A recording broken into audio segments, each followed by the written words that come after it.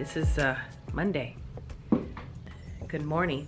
Fasting today, and well, you know, we're fasting in some form or fashion every day.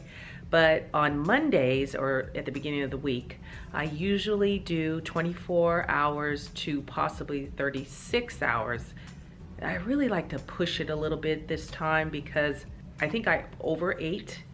It was Veterans Day lunch with my buddies. I was a military police and hung out with the gang. So I did overeat tacos, but they were delicious. I just feel like I should push it a little longer than 24 hours and go from there.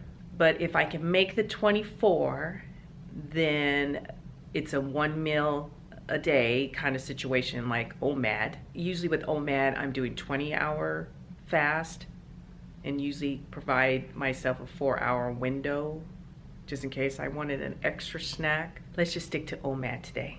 And because it does rev up the cells, get you in autophagy. The cells are healing itself, repairing itself the longer that you go in a fasting state. But what are things you can drink while you're fasting? People have asked that question. I know I have my little special trick, which I do electrolytes in the water, which is Himalayan salt.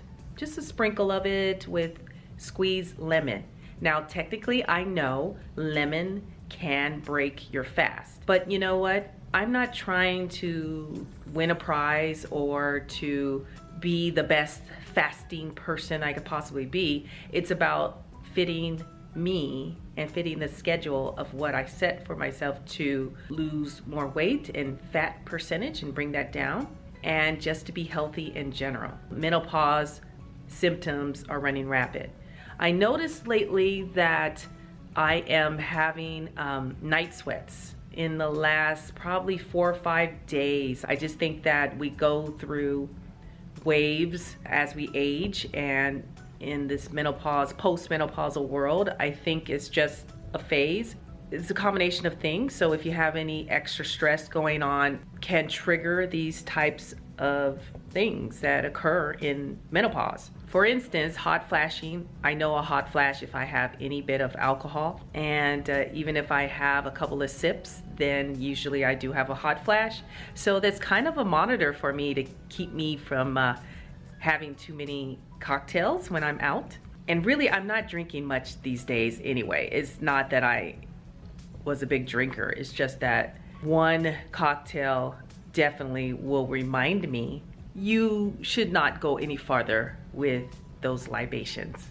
What do you drink when you're on a fast? Water, of course. Good filtered water, spring water. If you're needing a little energy and your energy is running low, I suggest putting those electrolytes in. So again, the Himalayan salt with or without squeezed lemon is great. And then the other thing I do is herbal tea. No sweeteners, no kind of extra fillers, because if you're using sweeteners, anyway, that's a bad thing. That's a processed food, a lot of chemicals in that. Some people use honey, but again, that breaks the fast. So I don't do any of that. I just do the herbal tea. I know I said that exercise, you should lay low on that when you're fasting. Again, with an extended fast, something that you may not be used to. So you want to lay low on doing too much exertion where you're burning a lot of energy. For me, I used to do hot yoga, hot Pilates, even, you know, fasting 48-hour fast. I mean, I was pretty crazy a few years back. Even dry fasting I was doing and exercising. That was nuts. So with dry fasting, I would say not to bother on exercise, with the exception of walking. There's no excuse for me not to do some type of exercise. When it's just like a 24-hour, 30-hour fast, I do my walking. And I know it's colder out here in the desert. Usually in the morning, it's about 38 degrees. And I just layer up, right? Just layer up.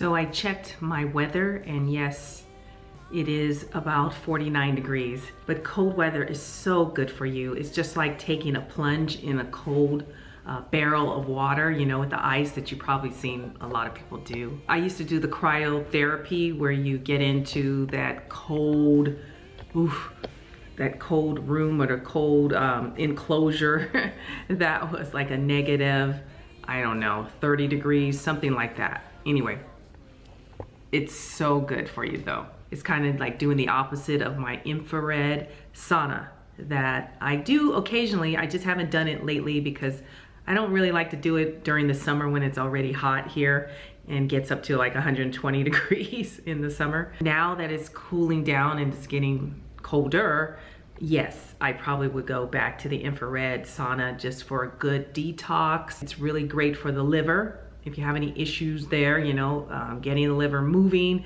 that also holds off and holds on to weight. So make sure you do a nice liver cleanse like juicing. Again, fasting, what we're doing now is great. A good water cleanse. Juicing and raw diet is a great way to help cleanse the liver. Gels, creams, things that go in through your skin instead of taking something that may be a pill form or a capsule.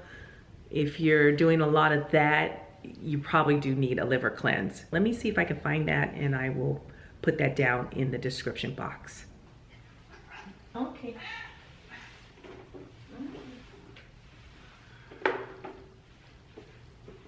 There are many studies, such as the Women's Journal of Medicine did studies on intermittent fasting, low impact exercise with women in menopause. With the fasting, it's proven to show that it decreases cortisol levels, therefore causing a beautiful effect on losing belly fat. And that also entails weight loss in general. And that was only with a 16-8 schedule. Just imagine doing the extended fast like we've been doing, extending out 24-hour fast, maybe a 36-hour fast once a week, maybe twice a week if you're feeling adventurous, doing maybe a 16-8 for the rest of the other days. Man, you're making a good impact, but also you're probably speeding up your weight loss, and seeing those rewards quickly will keep the momentum going. So you feel like, hey, I can continue doing this and extend it out longer and longer. You actually will keep off the weight with doing the right nutrition, high protein, high fiber foods, those kind of things, maybe some good fats, throw that in with your vegetables, and voila, you look amazing. And you will keep looking amazing as we get older and into our later years.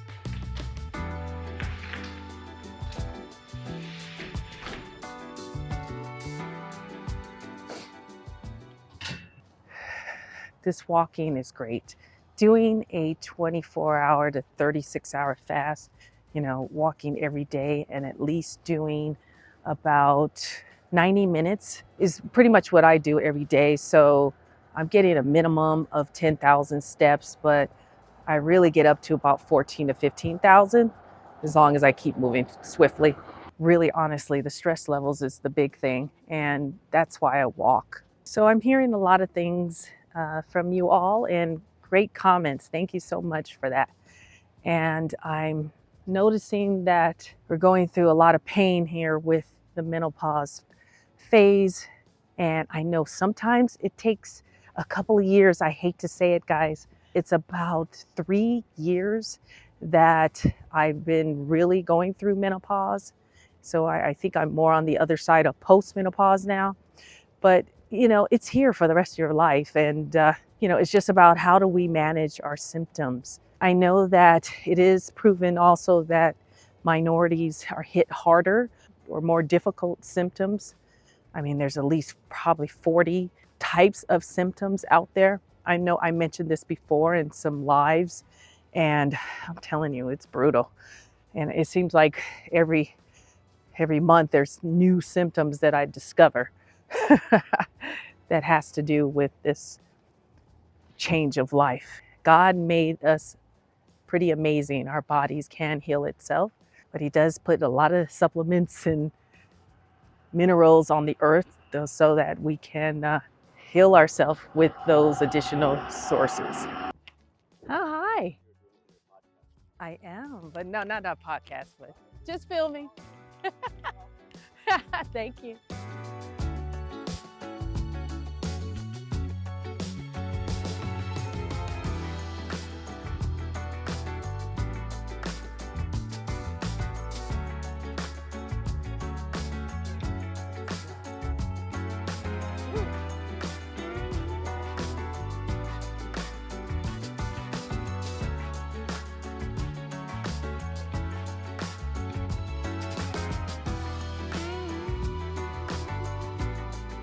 If you want to step up your game, to intensify your walk, if you want to get a better burn, then to make sure you're doing uphill intervals.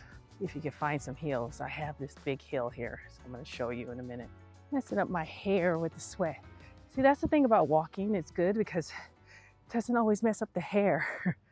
But with the exception of burning it, going up these hills, you got to sacrifice it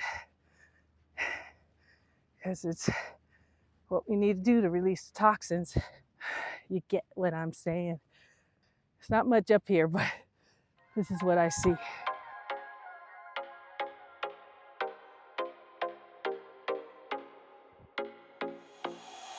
Used to be a little bit easier, but I noticed if I don't do it for a while, oh man, are you gonna pay for it?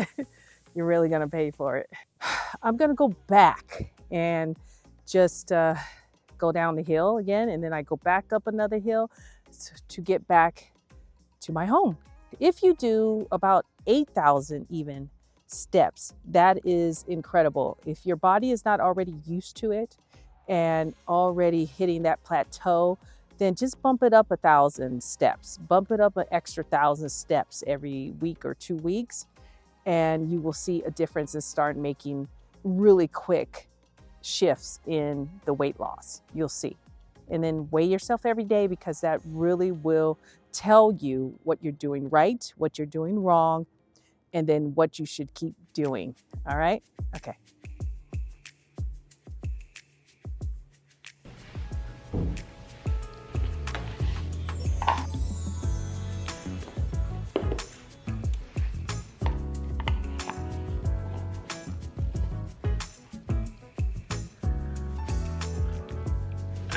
A good herbal tea. It really does curb the appetite, and it does keep your fasting running smoothly. You know what I mean? Because I know when we get those hunger pings and you feel like, oh, okay, I gotta eat something, But wait, stop. You might just be dehydrated and you need more electrolytes and more liquids like this, and have some tea. It will help curb that appetite. Something warm to the tummy is great.